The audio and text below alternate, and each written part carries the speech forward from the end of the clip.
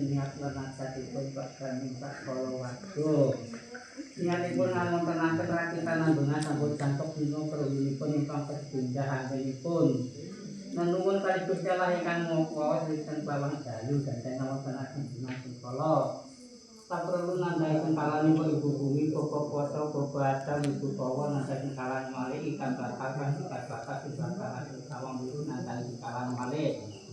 Seluruhna kita jodoh rinten lawan daluan angin cukup lan basal ikan dosa sasirolah dan wolu kawan ingkang leres dinten Senin paling terakhir saperlu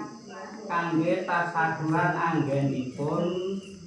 lulus ujian siluki awitipun ada skalane panmunipun.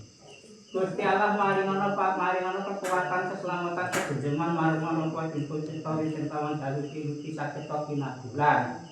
Gusti Allah ingkang kuwat maringono napa ingkang dipun cipta siluki ingkang dipun salib siluki ingkang dipun cita-cita siluki ingkang dipun siluki saged Gusti Allah maringono kinabulan sampun manggih halangan menapa gampil anggenipun nyeta dandang lawan tejo rinten lawan dalu gandeng ngawontenaken malih mulai ngetri golong dasar golong itu golong dongeng kandung semerti itu bukan dasar itu ikan dosa sasirolah kang wolu itu kawan ingkang leres dinten Senin paing kakek saperlu kangge tasaturan anggenipun lulus ujian siluki awetipun dipun mulai dipun trilan mulai menteri maris dari siluki mudara baru sakwat kakang kawah dari kandung baru pasti bulan sejarah itu mulai kate nabi ini alai butiwani maluannya lajang tolong segala sambut ibini kecuali Tuhan wa ta'ala perlumipun kepanuwunan anggenipun lulus ujian siluki Gusti maringono ayo jenjeng marang kepekan dipun cipta rinten lawan dalu nyawuhi saged kinabulan saben mangke kana saben apa gampil anggenipun nyipta sandang lawan cipta rinten lawan dalu gadhah ngawontenaken malih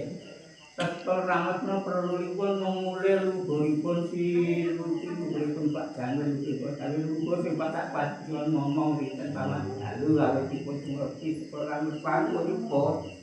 perlulipun kangge tasakuran anggenipun lulus ujian siluki dasar pangunipun Gusti Allah maringono kekuatan keselamatan kebenjengan pemariman upaya sektor rinten lawan dalu saged kinabulan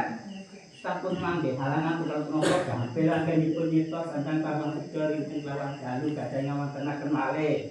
sentolaken perunyan kalane ageng kakangge tasaturan anggenipun lulus ujian siluki awitipun senkalane ageng saged agama kawujengane agama karejenane nilakne budaya tenane ngene kang kuno mangke seger perkarasan wiwit dinten Senin paing ora kene ngantos sak lajenge sampun manggih halangan kula punapa gampil anggenipun nyipta sandang kawon sedo rinten lawan dalu gadhah ngawontenaken malih